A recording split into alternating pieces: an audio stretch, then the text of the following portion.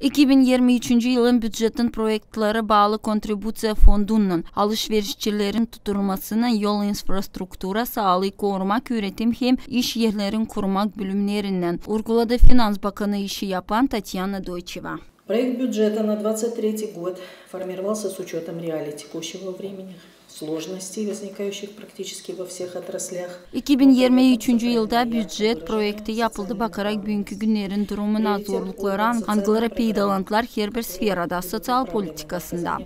Prioritet verilir sosyal programlarına, anılara doğru dolu yardım etmeye, Gagauzyan'ın yaşayanlarına, enerji krizisin vakıdında, angısı bağlı Covid'le başka faktörlerle.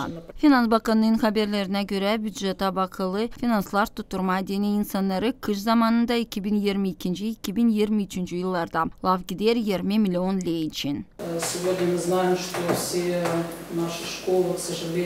Bugün biz biliriz, bizim okullar karşı gelirle büdjetten yetişmemizliğiyle de yalnız bu problemi çözemeyecekler. Biz hali sayardık hepsi okulları. 15 öğrenme kurumunu nerede bu problemi pek belli ki değiştirmeye yürütüyor. Gelen yıl büdjet projektinde kalacaklar hepsi sosyal programlar anıları işlerdiler Şinyadan. Сохранены выплаты в детских садах на выплату родительской платы, на компенсацию родительской платы. Сохранены выплаты и бесплатное питание в наших... Bıraktık hepsi ödemekleri uşak başlarında, bıraktık uşakların doyurmasını okullarda 1-12. klaslarda. Bundan kare 2023 yılda koyduk da finans yardımını uşaklara dini ceviz ayın birine hazırlanma dini. Hep öyle kaldı sosyal yardım fondu da. Hep öyle ilerleyecek Gagauz diline yardım etmek fondu da.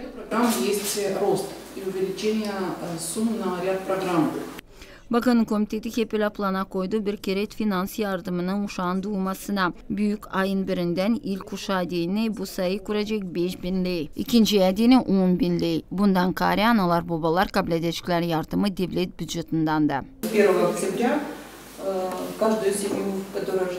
Canavar ayın birinden her bir aileye anıgısında doğar uşak hem 2 yaşından uşaklara kabul edecekler yardımı devletten 1000 lira. Bu da bir yardım aileye. Büdjetin gelir payı 2023 yıla kuracak 1 milyar 337 milyon lira. Bu finanslar da koyulu harcamak payına. Büdjetin iki payı da bakarak bu yılki büdjete ziyadelendiler 71 milyon lira.